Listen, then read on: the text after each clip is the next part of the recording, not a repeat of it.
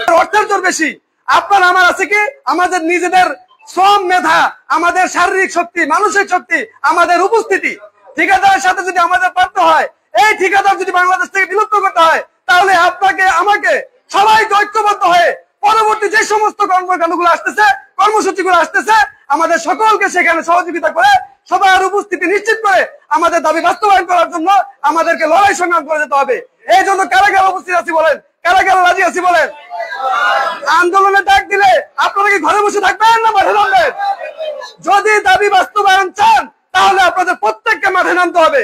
আপনাদের এই কোভিড-19 আন্দোলনের অবস্থা বেশি দূর যাইতে হবে না। আপনারা কোভিড-19 মহাখালী না, আপনারা কতজন আছেন? 100 কতজন বলেন? 200 জন। এই 200 জনে যদি আপনারা এই মহাখালী বাস স্ট্যান্ডের সামনে যদি নামে যান, এইখানে যদি শুয়ে যান, বসে যান, আন্দোলন এখান থেকে বাস্তবায়ন সম্ভব। কিন্তু আমরা সেটা করি কিনা বলেন? আমরা সেটা করি? আমাদের যদি এতভাবে আমাদের এই যে কেন্দ্রীয় কমিটি বিভিন্ন ভাবে 2018 সাল থেকে এখন পর্যন্ত লড়াই সংগ্রামের মাধ্যমে বিভিন্ন দাবি বাস্তবায়নের জন্য বিভিন্ন পরামর্শ দিয়ে যাচ্ছে, আপনাদের ঐক্যবদ্ধ হয়ে মাঠে স্বতঃস্ফূর্ত ভাবে 100% উপস্থিতির জন্য আমরা সবাই চেষ্টা করতেছি, কিন্তু আমরা পারতেছি না। ভাই, আমাদের দাবি এই যে আপনারা যে সমস্ত কমপ্লেইন গুলো করলেন, যে সমস্ত সমস্যার কথাগুলো বললেন, এই সমস্যার সমাধান এক জায়গাতেই, সেটা হচ্ছে আপনাকে, আমাকে, আমাদেরকে ময়দানে নেমে এই সমস্যার সমাধান করতে হবে। এই ঠিকাদার বিলুপ্তি এত সহজ বিষয় না। এই ঠিকাদার বিলুপ্তি করতে হলে আপনাকে, আমাকে মাঠে নামতে হবে, ময়দানে নামতে হবে, সর্বোচ্চ ত্যাগ আমাদেরকে স্বীকার করতে হবে। এই জন্য আমরা প্রত্যেকটা প্রতিষ্ঠান, আপনাদের আশেপাশে যে সমস্ত প্রতিষ্ঠানগুলো আছে, আপনারা সেইখানে যোগাযোগ করেন, নিজেদের মধ্যে ঐক্যতা তৈরি করে আমাদের দাবি বাস্তবায়ন করার জন্য কেন্দ্রীয় কমিটির যেই নির্দেশনা আসবে আপনারা প্রত্যেকে পালন করবেন ইনশাআল্লাহ। রাজি আছেন তো ইনশাআল্লাহ? আমি আমার সংক্ষিপ্ত বক্তব্য এখানে শেষ করলাম। সবাই ভালো থাকবেন। আসসালামু আলাইকুম।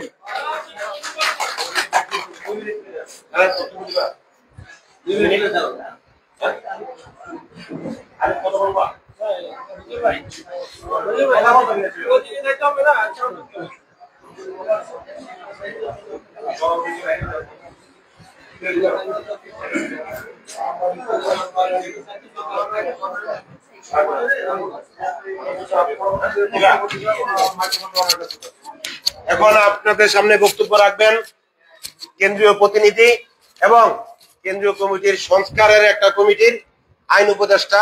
উনি কিন্তু নবীন আইনজীবী এবং শিক্ষানবিশ আইনজীবী।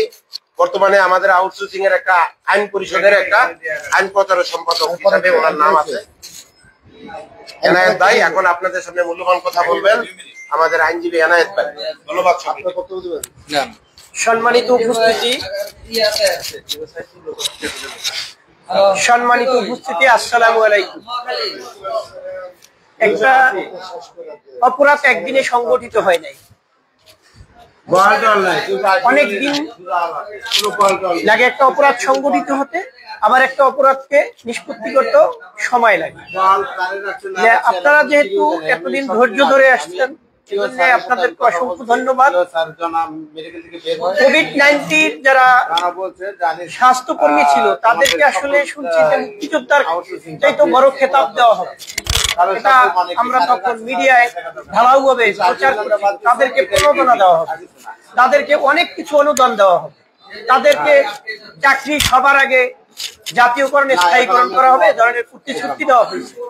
এটা মিডিয়াতেও প্রকাশিত হয়েছে। কিন্তু দুঃখের বিষয় আমার যে 5ই আগস্টের বৈষম্য বিরোধী ছাত্র আন্দোলনের পরে আমরা 17ই আগস্ট যখন মহাসমাবেশের ডাক দিলাম, 19শে অক্টোবর যে মহাসমাবেশের ডাক দিলাম, এর ভিতরে আপনাদেরকে আমাদের দলভুক্ত করতে পারি নাই। এজন্য আমাদের ব্যর্থতা নাকি জানি না, তবে এখন যে আপনারা আসছেন সবাই ধৈর্য ধরবেন। যে আজকে বলছি কেন্দ্রীয় কমিটির মাহবুবুর রহমান আনিস সাহেবকে, সভাপতিকে, আমার দাবিতে মনে হয় কাল কি হয়ে যাচ্ছে না। আপনি আজকে বলছেন, আমরা নোট ডাউন করছি, এটা পর্যায়ে হবে। এবং মাহবুবুর রহমানের আনিসের নেতৃত্বে আপনারা সবাই একতাবদ্ধ একমত পোষণ করে ঝাঁপিয়ে পড়বেন, এটা আমি কামনা রাখি আপনাদের সবার কাছে। এ বলে আমার সংক্ষিপ্ত বক্তব্য শেষ করছি। আল্লাহ হাফেজ।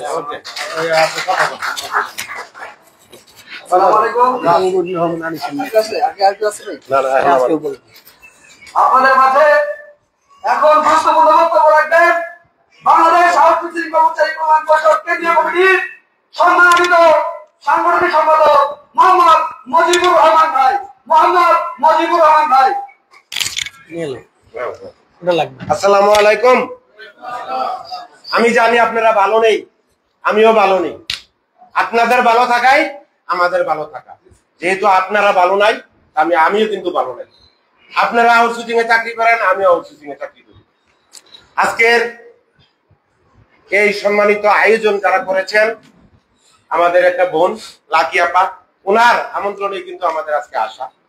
এখানে উপস্থিত আছেন কেন্দ্রীয় কমিটির সভাপতি, কেন্দ্রীয় কমিটির বিভিন্ন নেতৃবৃন্দ এবং আমার সম্মুখে আছেন সারা বাংলাদেশের লাঞ্ছিত, বঞ্চিত, অবহেলিত ভাই বোনেরা। সবাই আমার সংগ্রামী সালাম গ্রহণ করুন। আসলে অনেক দুঃখ যন্ত্রণা এই বুকের ভিতরে। আমার মতো এত মুরব্বী আউটসোর্সিং বাংলাদেশে কোথাও নাই, যার উৎপত্তি 2001 সাল থেকে। আমি 2001 সাল থেকে লাঞ্ছিত, বঞ্চিত হয়ে কিন্তু এই চাকরি করে যাচ্ছি। যারা এখনো যারা আপনারা চাকরি করেন, তাদের জন্ম 2001 সালে হয় নাই, এরকম আউটসোর্সিং আছে আমাদের।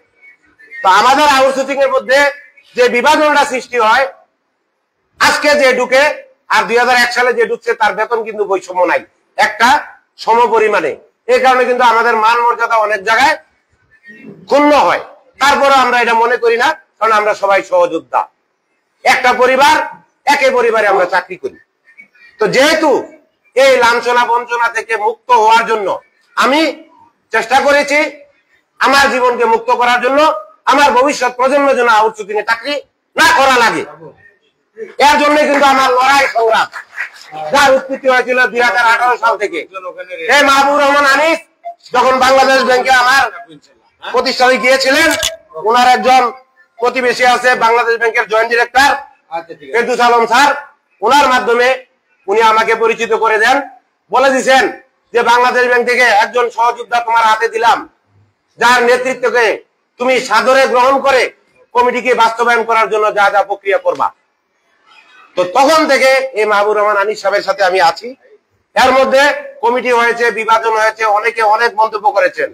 আমি এত কিছু বুঝি না ভাই। দাদা আগে না বাবা আগে, আপনি বুঝে নিবেন। বাবা আগে না ছেলে আগে, সেটা আপনারা বুঝে নিবেন। যেহেতু উৎপত্তি করেছে মাহবুবুর রহমান আনিস সাহেব, ওনার কমিটি এখন বর্তমানে বহাল আছে এবং এই দাবি বাস্তবায়ন না হওয়া পর্যন্ত এই কমিটি বহাল থাকবে ইনশাআল্লাহ। এবং এই কমিটির মাধ্যমে আমাদের অবহেলিত ভাই বোনদের দুঃখ দুর্দশা গুছিয়ে আমরা একটা পরিবারের আনন্দ মিছিলের মাধ্যমে এই কমিটি পরে বিলুপ্ত করা হবে, আগে নিজেদের দাবি বাস্তবায়ন করার পরে।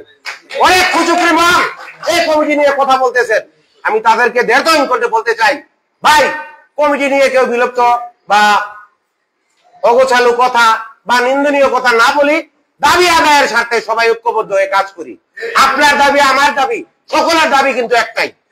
এখানে কিন্তু আমার দাবি একটা, আপনার দাবি আর একটা না। দেখেন, আমরা এই সংখ্যাগরিষ্ঠতা, সংখ্যালঘিষ্ঠ থেকে আরম্ভ করে এখন সংখ্যাগরিষ্ঠ একটা আমরা অবস্থানে তৈরি হয়েছি। আমরা বলি আমরা 8 লক্ষ, 8.5 লক্ষ যেটাই বলি, আমরা যখন একটা লড়াই সংগ্রামে ডাক দেই তখন আমরা 20,000 লোক একত্রিত হইতে পারি না। আরে ভাই, এই যে আপনারা স্বাস্থ্য খাতে সারা বাংলাদেশে প্রায় 4 লক্ষ লোক আছেন, আপনারা আন্দোলন করলে ঢাকা শহর কেমন হয়ে যাওয়ার কথা। আপনারা মোকাবেলার একটা, আন্দোলন রাখেন আর একটা। আমার যাওয়ার দরকার কি? আনিস ভাই আছে, মজুর ভাই আছে, আন্দোলন করলে তো একটা হয়ে যাব। এই ধরনের মন মানসিকতা থেকে সবাই বেরিয়ে আসেন। যখন কোন নির্দেশনা আসবে কেন্দ্রীয় কমিটি থেকে, আপনি মনে করবেন যে আপনি আপনার প্রয়োজনে, আমি আমার প্রয়োজনে, সভাপতি সাহেব সভাপতি সাহেবের প্রয়োজনে সবাই ঐক্যবদ্ধ হয়ে মাঠে নামবেন, তাহলে দাবি বাস্তবায়ন হবে। পরে বসে থাকলে দাবি বাস্তবায়ন হবে না। কমিটি আপনার কিছু করে দিতে পারবে না, কমিটি আপনাকে সহযোগিতা করতে পারবে। আপনার ঐক্যবদ্ধতা কমিটির সাহস আরো বাড়বে। আপনার ঐক্যবদ্ধতা কমিটি সব জায়গায় লড়াই করার জন্য প্রস্তুত হতে পারবে। আপনি যদি একটা সংগঠনের প্রধান উৎস হইল জনবল, আপনার জনবলের শক্তি কিন্তু কমিটি শক্তিবান হয়, না হলে কোনোভাবেই কমিটি শক্তিশালী হইতে পারবে না। কারণ আমি যখন একটা আন্দোলনে ডাক দিব, যখন 5,000 লোক হবে একটা মর্যাদা থাকবে, যখন 20,000 লোক হবে একটা মর্যাদা থাকবে, যখন 50 থেকে 1 লক্ষ লোক হবে তখন মর্যাদাটা কিন্তু অনেক উপরে চলে যাবে আপনার। দেখেন, ফ্যাসিবাদী সরকারের আন্দোলনটা তাকে হটানোর জন্য ছাত্ররা কিন্তু কিছু করে সবাই একত্রিত হয়ে যখন আন্দোলন করছে তখন তারা সাকসেস হয়েছে, এর আগে হবে না। যত কথা বলেন কমিটি আপনাকে কিছু করে দিবে না। তবে আপনাদের অবস্থান থেকে, আপনাদের কর্মকাণ্ডে আমরা কিন্তু রাষ্ট্রের বিভিন্ন জায়গায় আমরা কথা বলতে পারছি। আমরা মনে করি যে আউটসোর্সিং পরিবার একটা মোটামুটি একটা ধন্য পরিবার হয়ে দাঁড়িয়েছে। রাষ্ট্রপক্ষ আমাদেরকে সময় দিচ্ছে, রাষ্ট্রপক্ষ আমাদেরকে নিয়ে চিন্তা করছে, রাষ্ট্রপক্ষ আমাদেরকে নিয়ে ভাবছে। অতএব এখনো সময় আছে, ঐক্যবদ্ধতার কোনো বিকল্প নাই। আপনার 5টা ভাই যদি থাকেন একত্রিতে, কাউকে মারতে গেলে আপনার 5টা ভাইরে মাইরা তারপরে আপনার ঘরে ঢুকতে হবে। আর আপনার 5টা ভাই যদি বিচ্ছিন্ন থাকেন তাহলে সেই ঘরে প্রবেশ করে আপনাদেরকে মারা খুব সহজ। কিন্তু ঐক্যবদ্ধতা থাকলে কখনোই আপনাকে মারতে পারবে না। দেখেন এই যে ছাত্র জনতারা কত কষ্ট করে এই ফেসিবাদী সরকারকে, ছাত্ররা একটা অ্যাটাম নিছে, এদের পিছনে আমাদের জনগণ সহযোগিতা করছে। ছাত্র যখন গেছে, ছাত্রের বাবা মা কিন্তু গেছে যে আমার ছেলেটার উপর আক্রমণ হলে আমি বাবা মা বাইকা থেকে লাভ দেখি। এই ধরনের চিন্তা ভাবনা আমাদের মধ্যে রাখতে হবে। কেউ যাবে কেউ যাবে না, তাহলে দাবি বাস্তবায়ন হবে না। দাবি বাস্তবায়ন করতে হলে প্রথম এবং প্রধান শর্ত হইল আপনার আমার সকলের ঐক্যবদ্ধতা। এর বিকল্প কোন রাস্তা নাই ভাই, যে যত কথা বলেন। এখন আমরা যেহেতু রাষ্ট্রপক্ষের বিভিন্ন মহলে আমরা কথা বলেছি, আমাদেরকে আশ্বস্ত করেছেন এবং আমরা আশাবাদী এখনো যে রাষ্ট্রীয়ভাবে একটা কিছু হতে পারে। আবার যদি কিছু না হয় তাহলে আপনারা আমরা সবাই প্রস্তুতি নেই, যে কোনো মুহূর্তে কেন্দ্রীয় কমিটির ডাকে, কেন্দ্রীয় কমিটির সভাপতির নির্দেশনায় আমাদের যদি মনে হয় যে আমরা মাঠে নামবো, তাহলে আমরা শান্তি শৃঙ্খল ভাবে মাঠে নেমে আমাদের দাবি বাস্তবায়ন করে ঘরে ফিরবো। একদিনে আন্দোলনও হবে না। যদি মনে করেন অনশন করবেন, তাহলে অনশন করার ব্যবস্থা করে দাবি নিয়ে মাঠ থেকে দাবি বাস্তবায়ন করে আপনারা ঘরে ফিরবেন। না হলে আর ফিরলে এই দাবি আর বাস্তবায়ন হবে না। এখন মোটিভেশন যেটাই বলেন, জনবল যেভাবে বলেন, সবাই ঐক্যবদ্ধ হয়ে একটা চিন্তা করতে হবে যে মাঠে যদি এবার নামি যে সিরামুড়ি পানি খাইয়া হানি অবস্থান করব। যত মাইর গুতা গরম পানি যেটাই মারুক আমাদেরকে মাঠ থেকে উঠাইতে পারবে না যতক্ষণ পর্যন্ত আমাদের দাবি বাস্তবায়ন না হয়। দেখেন মাদ্রাসা শিক্ষকরা ছোট একটা জনগোষ্ঠী, আমার আউটসোর্সিং এর তুলনায় তারা একটা নগণ্য জনগোষ্ঠী। তাদের উপরে কত অত্যাচার করা হয়েছে, তারা মাঠ ছাড়ে নাই। আর আমরা হলাম কি জানেন, মানে এগুলা বলতে লজ্জা লাগে, মাঠে যখন নামি গ্রুপ যায় চা খাইতো, বিড়ি খাইতো। আরে ভাই, এখন আন্দোলন করতে আসছেন, দোকানে বৈশা নাই থেকে মাঠে থাকেন। মাঠে যখন লোক সমাগম থাকবে, জনগণ থাকবে, তখন কিন্তু একটা নজরে আসবে যে এত লোক এখানে আছে। আমরা 5,000 লোক গেলে 2,000 লোক জায়গায় সিফাই সাফাই, তাহলে ভাই এইভাবে দাবি বাস্তবায়ন হবে না। আপনারা আমাদেরকে ফ্রন্ট লাইনে দিয়ে আপনারা পিছন দিয়ে চলে আসেন। আপনারা বলছেন আমরা চেহারা দেখছি, আমি আন্দোলনে আসছি, সবাই জানে আমি বাসায় চলে আসলাম। এই ধরনের চিন্তা চেতনা থেকে আমাদের বেরিয়ে আসতে হবে, তাহলে দাবি বাস্তবায়ন করা হবে, না হলে হবে না। যখন আমি একটাই বললাম, যখন জনসমুদ্র একটা ঘটাইতে পারবেন, জনবিপ্লব একটা ঘটাইতে পারবেন, তখন কিন্তু আপনার দাবি বাস্তবায়ন। আর বিশেষ করে আমি আপনাদের স্বাস্থ্য ডিপার্টমেন্টের ধিক্কার জানাই। কেন ধিক্কার জানাই? এই লোকগুলা বলে মুখে একটা যে আমরা সবাই আসতেছি, কার্যক্ষেত্রে ভাই আর 2 ভাগের 1 ভাগও যায় না। 10 ভাগের 1 ভাগ কেন যায় না আমি সেটা বুঝি না। আমার কত হইলো শিফটিং ডিউটি দিয়ে হইলো আপনাদের মিনিমাম 70% লোক ওখানে উপস্থিত হইতে হবে। এই ধরনের মন মানসিকতা আপনাদের ভিতরে তৈরি করতে হবে, তাহলে দেখবেন ইনশাল্লাহ আমরাও আমাদের লক্ষ্যে পৌঁছে যাব। আর যেহেতু আমরা শ্রম উপদেষ্টা থেকে আরম্ভ করে বিভিন্ন উপদেষ্টার সাথে সাক্ষাৎ করেছি, তারাও আমাদের কিন্তু একটা আশ্বস্ত করেছেন। তো এইটা নিয়ে আমরা ঘরে বসে থাকলে হবে না, আমাদের অন্য প্ল্যান করে মানে ঐক্যবদ্ধতা তৈরি করতে হবে। এই কারণে কিন্তু আজকে এখানে আসা আপনাদের বিষয় নিয়ে বিভিন্ন মহলে কথা বলা হচ্ছে এবং ওনারা আমাদেরকে আশ্বস্ত করছে আপনাদেরকে পুনরায় আবার নিয়োগ দেওয়া হবে। এই কারণে কিন্তু আপনাদের সাথে আজকে বসতে আমরা সক্ষমতা অর্জন করেছি বা বসার মন মানসিকতা তৈরি করেছি। আমরা আশাবাদী আপনারা আমাদের সহযোদ্ধা হইয়া আপনাদের পাশে আমাদের পাশে থাকবেন। সভাপতি সাহেব স্লিপ পাঠাই দিয়েছে কথা সংক্ষেপে করার জন্য, আমি আর কথা দীর্ঘায়িত করব না। আপনাদের ঐক্যবদ্ধতা আমাদের মূল শক্তি, আপনাদের ঐক্যবদ্ধতা আমাদের মূল দাবি বাস্তবায়ন করার অগ্রণী ভূমিকা পালন করবে। এই কথা বলে আপনাদের হাতে পায়ে অনুরোধ করে বললাম, আমরা অনুরোধের ভাষায় বিনয়ের সহিত বলছি, ভাই ঐক্যবদ্ধতা ছাড়া দাবি বাস্তবায়ন হবে না। আপনারা ঐক্যবদ্ধতা আমার শক্তি, আমার সহায়ক, আমার দাবি বাস্তবায়ন করার কথা বলার অগ্রণী ভূমিকা রাখবেন আপনারা। অতএব আমি চাইবো আগামী লড়াই সংগ্রামে স্বাস্থ্যঘাত থেকে মিনিমাম 2 লক্ষ লোক আমাদের ডাকে হাজির হবেন।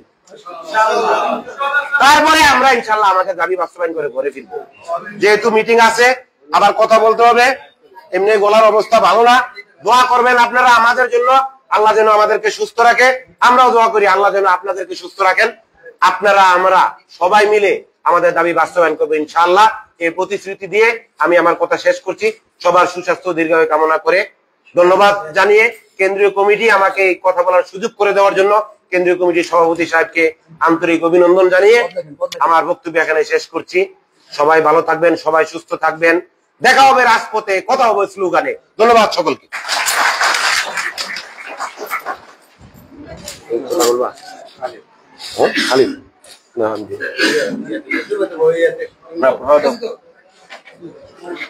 আর কি একজন দাও নাকি আমাদের মাঝে সংক্ষেপে এই মুহূর্তে কথা বলবেন বাংলাদেশ সাহসী কর্মচারী কল্যাণ পরিষদ কেন্দ্রীয় কমিটির সাধারণ সম্পাদক শাহজালাল সরকার আলিফ ভাই। মোহাম্মদ শাহজালাল সরকার আলিফ ভাই। আসসালামু আলাইকুম প্রিয় সংগ্রামী ভাই ও বোনেরা, এই জায়গায় বক্তব্য দেওয়ার মতো কোনো কিছু নাই ভাই। আমাদের অবস্থা খুবই শোচনীয়। আচ্ছা আমি মাইক্রোফোন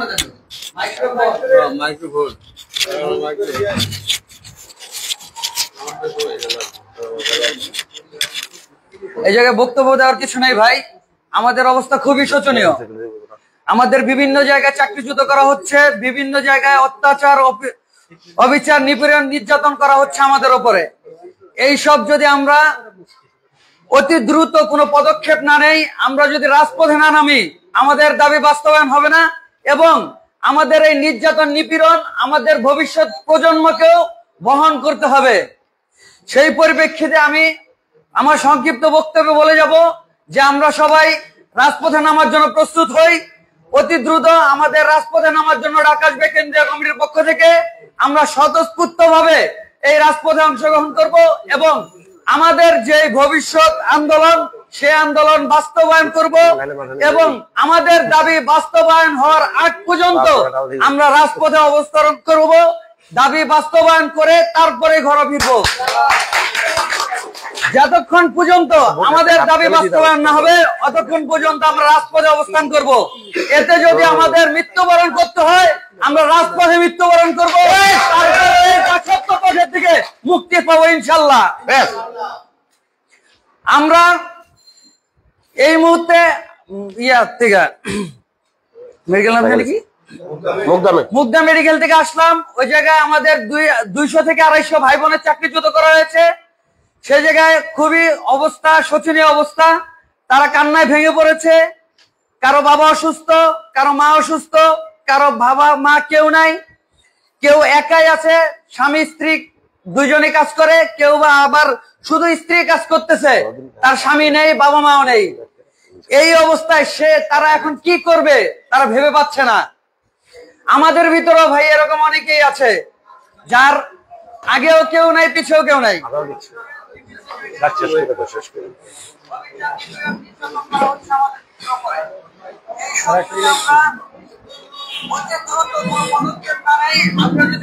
আমরা আজানের জন্য কিছুক্ষণ মন্তব্য ঘোষণা করছি।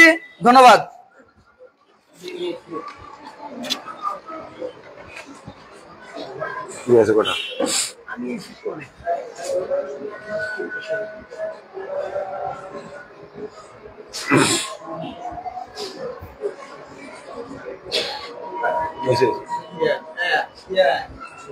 লাকি লাকি কথা বলছিল, কথাবার্তা বলছিলা? ওকে,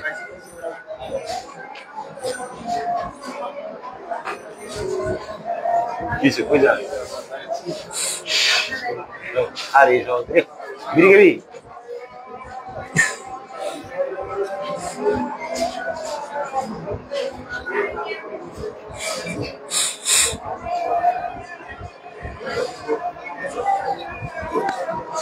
তুমি যেন আন্দোলন ঘোষণা করতে আমি কিন্তু পারি না আমার জায়গা থেকে।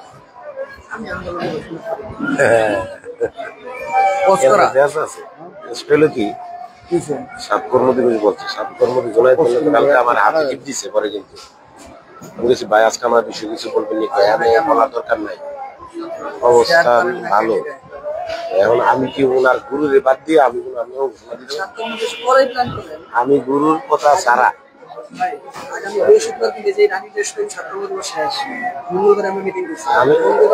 আমি ধরবো কেমনে জানি শোনো শোনো